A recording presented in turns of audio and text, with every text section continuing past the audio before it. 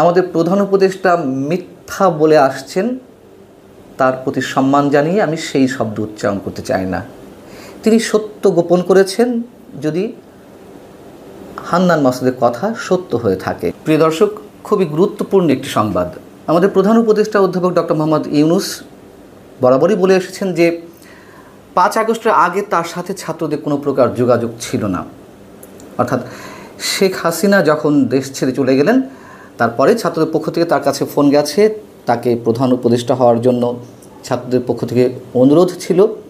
কিন্তু হঠাৎ করে বোমা ফাটালেন সাবেক ছাত্র সমন্বয়ক, জাতীয় নাগরিক পার্টির অন্যতম নেতা আব্দুল হান্নান মাসুদ। তিনি দৈনিক কালের কণ্ঠকে একটি ভিডিও সাক্ষাৎকারে যা বলেছেন, আমি কোট আনকোট আপনাদের সামনে একটু তুলে ধরছি।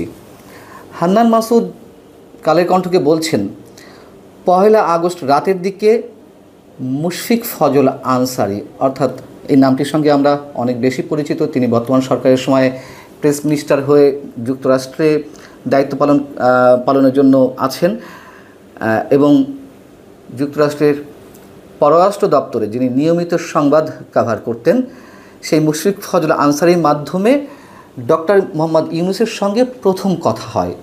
কিভাবে কথা হয়? মুশফিক ফজল আনসারি মালয়েশিয়া প্রবাসী একজন বাংলাদেশির নামে একটা সিগন্যাল অ্যাকাউন্ট খুলে দেন ছাত্রদেরকে।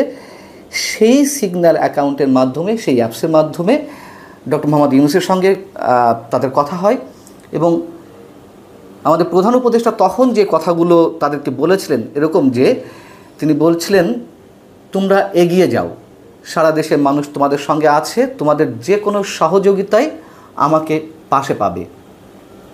এবং হান্নান মাসুদ আরও বলছেন যে সে সময় তারেক রহমান সাহেব আমাদের সঙ্গে কথা বলতে চেয়েছিলেন, কিন্তু ফোন ট্র্যাক হচ্ছিল, রেকর্ড হচ্ছিল, তাকে আমরা অ্যাভয়েড করি। এছাড়া বিদেশে অবস্থানরত আরও অনেকের সঙ্গে কথাবার্তা হচ্ছিল। অথচ আমাদের প্রধান উপদেষ্টা একাধিকবার বলেছেন যে প্রধান উপদেষ্টা হওয়ার জন্য তার প্রতি অনুরোধ জানিয়ে যে ফোন গিয়েছিল ছাত্রদের পক্ষ থেকে, এর আগে এসব বিষয়ে তাদের সঙ্গে তার কোনো যোগাযোগ ছিল না। এবং তিনি সরাসরি তো তার সাক্ষাৎকারে বলেছেন, বিশ্ব অর্থনৈতিক ফোরামের বার্ষিক সম্মেলনে আরও কয়েক মাস আগে আন্তর্জাতিক গণমাধ্যম ফিনান্সিয়াল টাইমসকে তিনি একটি সাক্ষাৎকার দিয়েছিলেন সুইজারল্যান্ডের দাভোসে বসে। তো ফিনান্সিয়াল টাইমসের পক্ষ থেকে প্রশ্ন ছিল যে কারা আপনার সঙ্গে যোগাযোগ করেছিল। এমন প্রশ্নের জবাবে অধ্যাপক মোহাম্মদ ইউনূস যে কথাগুলো বলেছিলেন সেটিও আমি কোট এবং আনকোট তুলে ধরেছি আপনাদের সামনে। তিনি বলেছিলেন যে প্যারিসের একটি হাসপাতালে তখন আমি চিকিৎসাধীন অবস্থায় যোগাযোগ করেছিল শিক্ষার্থীরা। আমি তাদের কাউকেই চিনতাম না, কখনো তাদের সম্পর্কে শুনিনি। তারা বলল যে আপনাকে সরকার প্রধান হতে হবে। তিনি বলছিলেন যে না, আমি সেই ব্যক্তি নই, আমি এর কিছুই জানি না, আমি এর সঙ্গে যুক্ত হতে চাই না। কাজেই আমি তাদের বিকল্প কাউকে খোঁজার বিষয়ে বোঝানোর চেষ্টা করছিলাম। তাদের বলছিলাম বাংলাদেশে অনেক ভালো নেতা আছেন, তোমরা তাদের খুঁজে নাও। তারা বলছিল না না না, আপনাকেই থাকতে হবে, আমরা কাউকে পাইনি। আমি বলেছিলাম জোরালো চেষ্টা করো। তারা বলল আমাদের হাতে পর্যাপ্ত সময় নেই। তারা নাছোড়বান্দা, কিছুতেই ছাড়তে চাইছিল না। তারা বলছিল যে শেখ হাসিনা চলে গেছেন, এখন সরকার প্রধান হতে হবে, এবং শেষ পর্যন্ত আমি রাজি হলাম। এখন কথা হচ্ছে যে হান্নান মাসুদ 1 তারিখে ফোন দিয়েছিলেন, আগস্টের 1 তারিখে। শেখ হাসিনা দেশ ছাড়লেন 5 তারিখে। আর হান্নান মাসুদের সঙ্গে এটি প্রথম কথা হয়তো, আমরা ধরে নিচ্ছি। কিন্তু হঠাৎ করে তো হান্নান মাসুদ নিজে থেকে একা তার সঙ্গে কথা বলেননি। নিশ্চয়ই এর আগে থেকে আরও অনেকের সঙ্গে যোগাযোগ ছিল। এবং তিনি বলছিলেন যে ডক্টর মোহাম্মদ ইউনূস, যে আমি মুঠো ফোনে খোঁজখবর নিতাম দেশে কী হচ্ছে, কিন্তু কারোর সঙ্গে কোনো যোগাযোগ ছিল না। কারোর সঙ্গে যদি কারোর ছাত্রদের যোগাযোগ না থেকেই থাকে, সেই 1 আগস্টেও বা হান্নান মাসুদ কি হঠাৎ করে তাকে ফোন দিয়েছিলেন?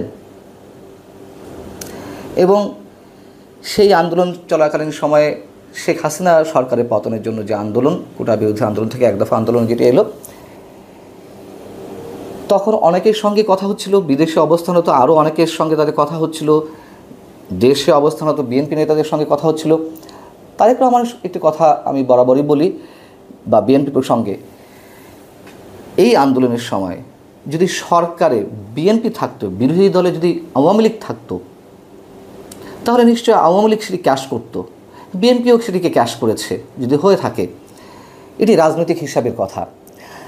আর এই আন্দোলনের যে একটা ম্যাটিকুলাস ডিজাইন ছিল, সেই কথা তো আমাদের প্রধান উপদেষ্টাই আরও একটি অনুষ্ঠানে, যুক্তরাষ্ট্রে ক্লিন্টন ফাউন্ডেশন একটি অনুষ্ঠানে তিনি নিজেও সেটি বলেছেন যে ছাত্ররা সূক্ষ্ম পরিকল্পনা নিয়ে এগিয়ে যাচ্ছিল। আর সরকারের এই মুহূর্তে যিনি তথ্য বিষয়ক উপদেষ্টা দায়িত্বে আছেন, মাহফুজ আলম, তাকে তিনি মাস্টার মাইন্ড হিসেবে পরিচয় করিয়ে দিয়েছিলেন। অতএব আমাদের প্রধান উপদেষ্টা মিথ্যা বলে আসছেন, তার প্রতি সম্মান জানিয়ে আমি সেই শব্দ উচ্চারণ করতে চাই না। তিনি সত্য গোপন করেছেন যদি হান্নান মাসুদের কথা সত্য হয়ে থাকে। কেন তিনি সত্য গোপন করেছিলেন? তাহলে কি তার দীর্ঘদিনে একটি পরিকল্পনা ছিল? এই প্রশ্ন যদি করি, সেটি কি খুব অবান্তর কিছু হবে? এবং আমরা তো এখন নানান মাধ্যমে জানতে পারছি যে কীভাবে এই আন্দোলন গড়ে উঠেছিল। একই সঙ্গে কদিন আগে সরকারেরই আরেক উপদেষ্টা, ছাত্র সমন্বয়কদের প্রতিনিধি হয়ে যিনি আছেন এখনও পর্যন্ত, স্থানীয় সরকার বিষয়ক উপদেষ্টা আসিফ মাহমুদ সজীব ভুইয়া, তিনি বলেছিলেন যে যদি শেখ হাসিনার পতন ৫ আগস্ট না হতো, তাহলে আমরা সশস্ত্র বিপ্লবের প্রস্তুতি নিচ্ছিলাম। তো সশস্ত্র বিপ্লব করতে গেলে তো অস্ত্রের প্রয়োজন, এ কথাও আগে আমি বলেছি। তাহলে সেই অস্ত্রগুলো কারা দিচ্ছিল, কোত্থেকে আসছিল, টাকা পয়সা কোত্থেকে আসছিল? এগুলো অবশ্যই খুব গুরুত্বপূর্ণ প্রশ্ন। এবং একই সঙ্গে এটুকুও মনে করিয়ে দিতে চাই, সেই আন্দোলন তো নিশ্চয়ই সারা দেশের মানুষের একাংশ এই আন্দোলনে শরিক হয়েছিল। আওয়ামী পরিবারের অনেক সদস্য এই আন্দোলনে ছিল, এটি বাস্তবতা। কিন্তু ভেতরে যে ডিজাইনটি ছিল, এটি আর সাধারণ মানুষ জানতেন না। এখন ছাত্ররা কোন পরিকল্পনা নিয়ে এগিয়েছিল, কতদিনের পরিকল্পনা ছিল, কী উদ্দেশ্যে ছিল, কোন কোন বিদেশি শক্তি তাদেরকে সহযোগিতা করেছে, এগুলো অনেক বেশি ভ্যালিড কোশ্চেন। আল্লাহ হাফিজ, ভালো থাকুন সবাই।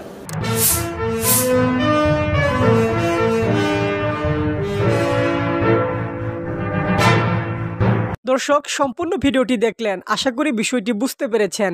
এই নিয়ে আপনার গুরুত্বপূর্ণ মন্তব্যটি অবশ্যই কমেন্ট বক্সে জানিয়ে দিবেন। ধন্যবাদ।